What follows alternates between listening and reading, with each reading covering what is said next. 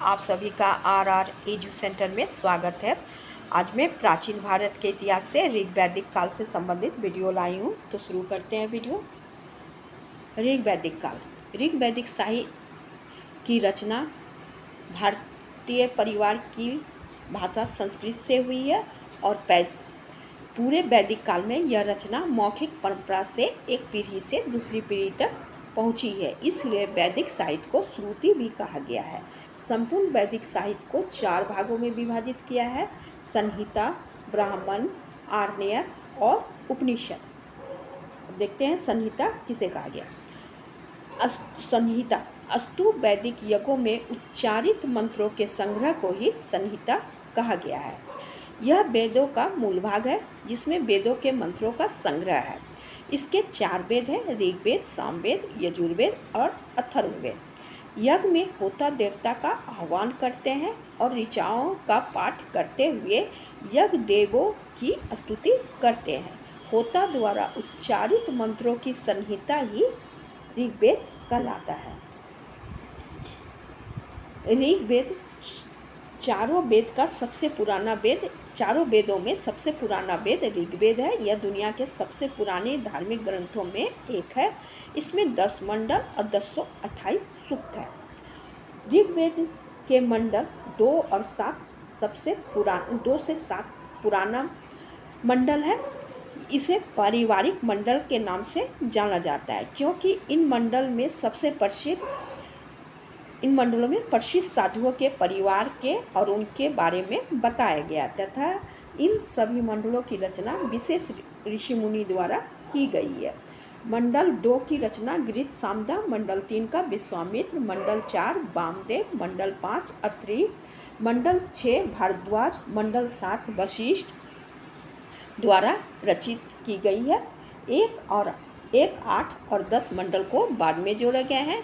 मंडल 8 ऋषि कण्व से संबंधित है। मंडल 9 ईश्वरी भजन से संबंधित है जिसकी रचना पवमान अंगिरा द्वारा किया गया है। 10वां मंडल पुरुष सूक्त से संबंधित है। इसकी रचना क्षुद्र सुक्तिकीय महासुक्तिकीय द्वारा की गई है। ऋग्वेद के 3 पाठ हैं। साकल में 217 मंत्र, बालखील में 11 मंत्र और भास्कर में 56 मंत्र हैं। भारत में आर्यों की जानकारी ऋग्वेद से मिलती है। इसमें अग्नि, इंद्र, वरुण आदि देवताओं की स्तुति संग्रहित है। ऋग्वेद में मंत्रों का पाठ करने वाले पुरोहित होत्री कहलाते थे। चौथे मंडल में 3 मंत्र की रचना 3 राजाओं द्वारा की गई है: त्रासदस्यु, अजमीर और पुरमीर। 9वां मंडल सोम को समर्पित है जिसे सोम मंडल भी कहा गया है। 10वां मंडल के एक भाग पुरुष सूक्त है जिसमें चतुर्वर्ण व्यवस्था की जानकारी मिलती है। 10वें मंडल में देवी सूक्त का भी उल्लेख है जिसमें वाक शक्ति की उपासना की गई है।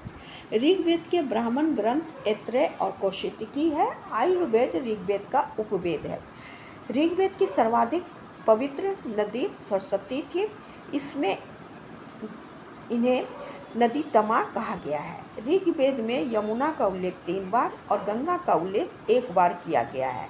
अस्तो मा सद्गमय का वाक्य ऋग्वेद से लिया गया है। ऋग्वेद में अफगानिस्तान के कुर्रम तथा कुंभा आदि कुछ नदियों तथा सिंधु और उनके 5 सहायक नदियों का उल्लेख किया गया है।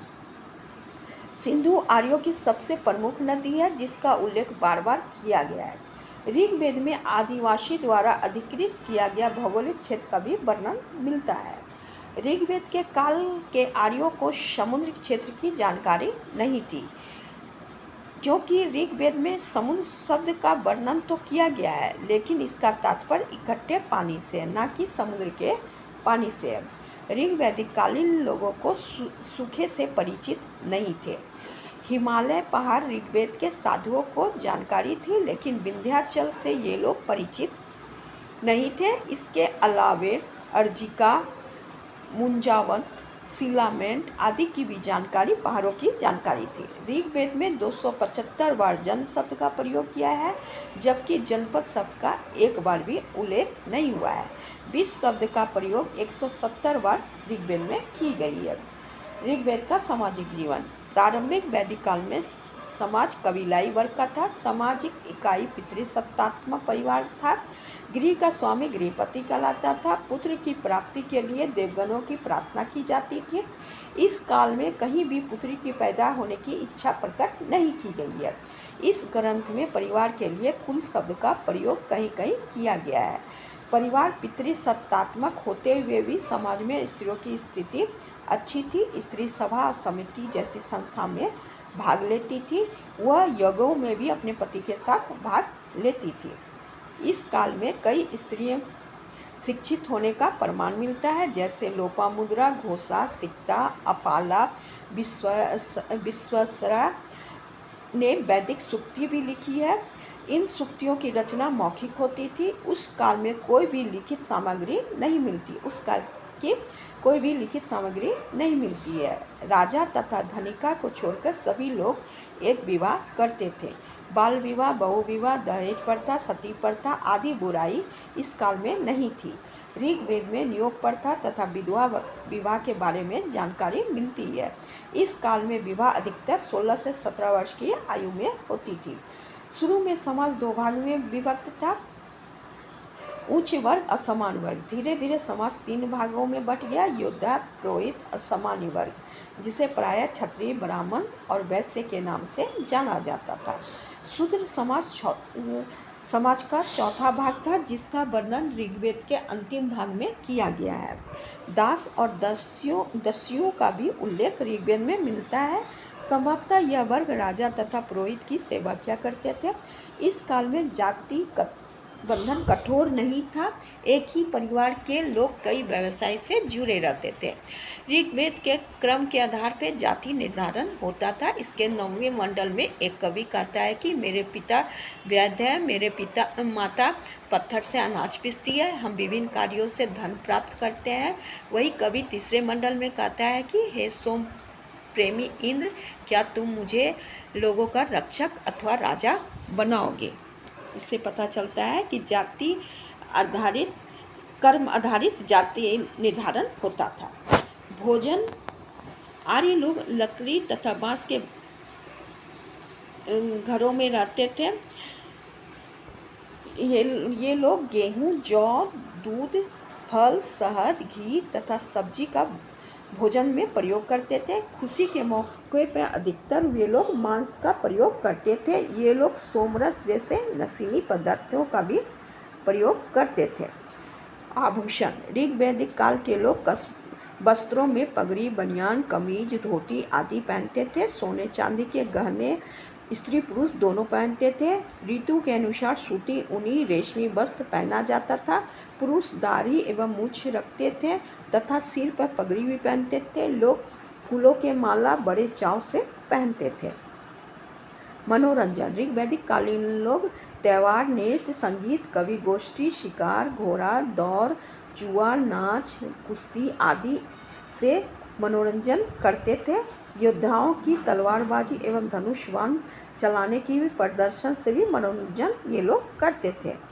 M.B. राय का विचार है कि हरि यूपिया, जिसका वर्णन ऋग्वेद में किया गया है, यह हड़प्पा नगर है। ऋग्वेद के 3रे मंडल में गायत्री मंत्र है, जिसे सौर देवता सावित्री को संबोधित किया गया है। आर्थिक स्थिति। प्रारंभिक वैदिक काल में आर्य मुख्यतः पशुपालन अर्थव्यवस्था पर निर्भर थे। यद्यपि यह कृषि, व्यापार और शिल्प कला को जानते थे, लेकिन यह सीमित मात्रा में इसका कार्य करते थे। ऋग्वैदिक काल में गोपति शब्द का प्रयोग पशुओं के संरक्षक के लिए किया जाता था और गविष्ठी शब्द का प्रयोग पालतू पशु को ढूंढने में किया जाता था।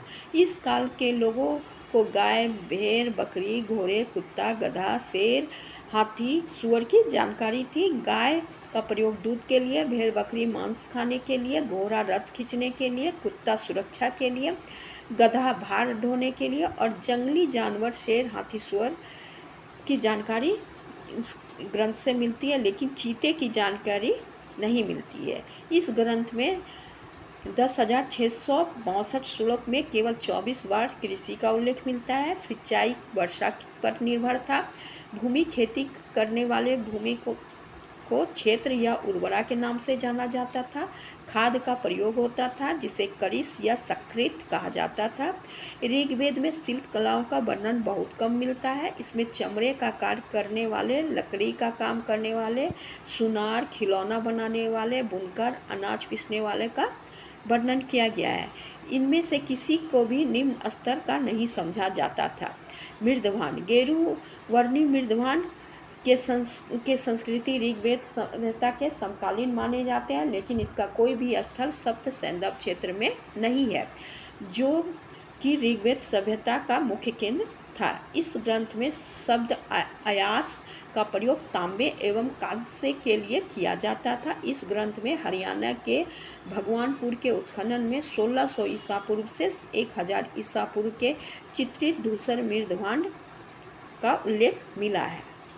ऋग्वेद से संबंधित मेरा वीडियो यहीं तक था। Thank you.